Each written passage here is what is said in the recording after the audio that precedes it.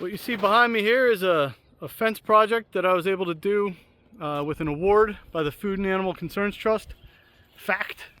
It's called their Funder Farmer Grant. And like I said, I applied for it multiple times. Finally got it and was able to put in about 1,000 linear feet of really good heavy gauge high tensile. So now I can put my cows in to the pig woods, the silvopasture, before I run the pigs, getting 2 yields, because the pigs, well, they eat some of the grass, they don't eat it all. They just trample and plow a lot of it. And then the pigs will come through and they'll be able to plow those cow patties into the ground too as they go through. And if I cast some seed in there, they'll cultipack it and make a great area. So we're going to walk this whole area over here and you'll get to see the entire project. So this is to document my high tensile fence project. I expanded my actually improved and expanded my silvopasture here. So I'll be able to get cows down in an area now that I could only ever put pigs before with temporary fencing. But I wanted to get kind of, video footage of how I do the H braces and then how I do the wire. I don't leave, it's nice and tight, but also has some play in it. So if a tree falls on it, it's not going to snap because it's not, tight as a guitar string. Got about 1,000 linear feet. This was all done with an award called the Fund a Farmer Grant through the Food and Animal Concerns Trust.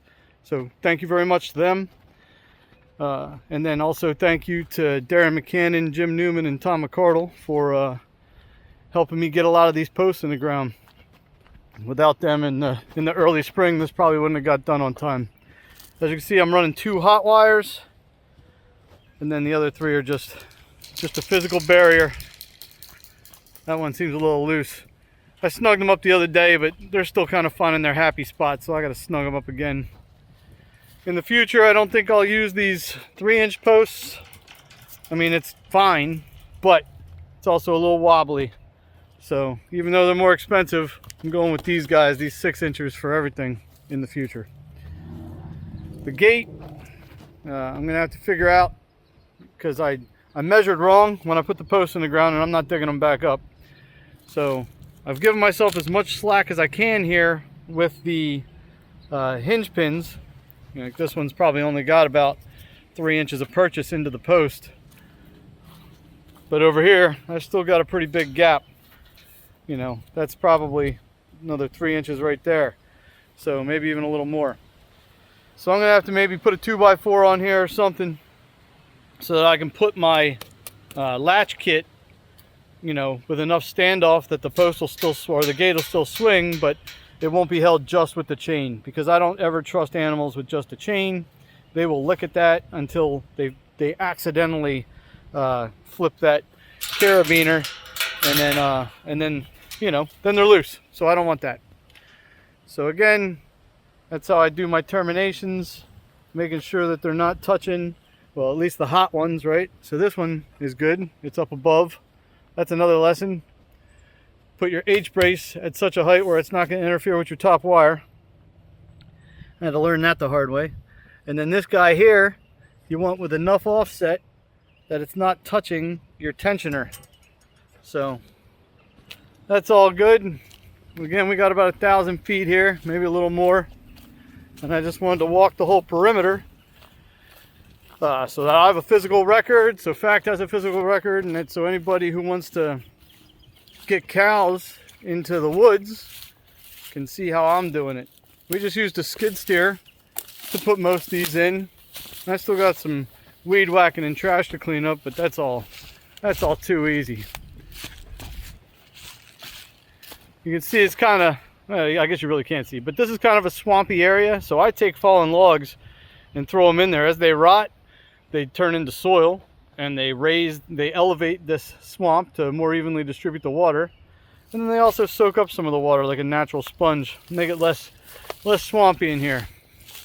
Let the water flow just beneath the surface rather than over it. And then I just got to be aware of the moisture in the ground when I put the cows in here, so that I'm not sinking cows. Got lots of swamp cabbage coming up. I don't know if you guys have that plant where you're at, but it's it smells just like a skunk when you step on it.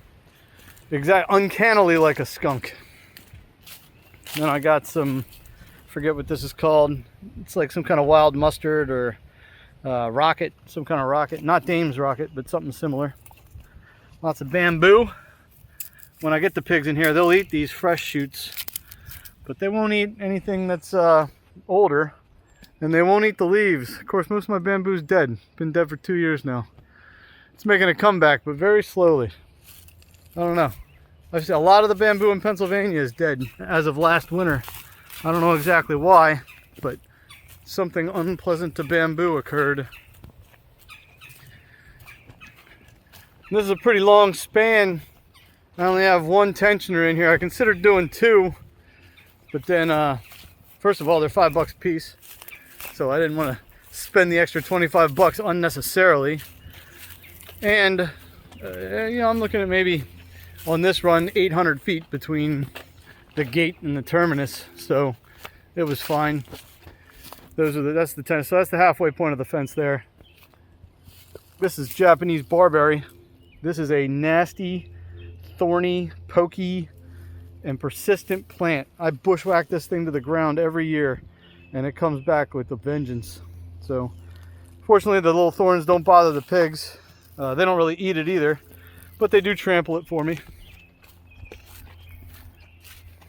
I have no shortage of swamp cabbage, skunk cabbage, whatever you want to call it. This big broadleaf plant here likes the moist areas. You can see that whole field right there is full of it. I haven't gotten any animals across this creek yet. I don't want to put them into the creek because they'll destroy it. So maybe I build a little piggy bridge next year, but that's a pie in the sky project that I probably will never get to. And then it'd have to be a cow bridge too, because everywhere that the pigs make awesome grazing, I want to put cows. Got some more multiflora rose to trim out. That's what I just ducked under there. And then probably didn't need an H here. Would have been good with just one post, but there is a lot of pressure on this guy given that small angle. So I decided to put a brace in there just in case. Sorry if there's any wind noise. It's a breezy day today. So, I'm also sure that watching a fence line isn't super entertaining, but I watch videos like this sometimes just for, I'll see some little thing and I'll be like, oh, I should do that on mine. So that's how I did it there. As you can see, I went a little lower because it's not running over top of the lateral post there. It's running on the inside for this corner.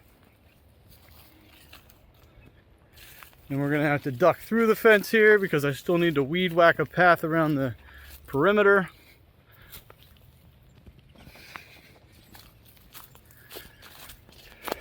Got a trail camera here to spy on deer when they run into my fence, which is going to happen because this is like a deer superhighway.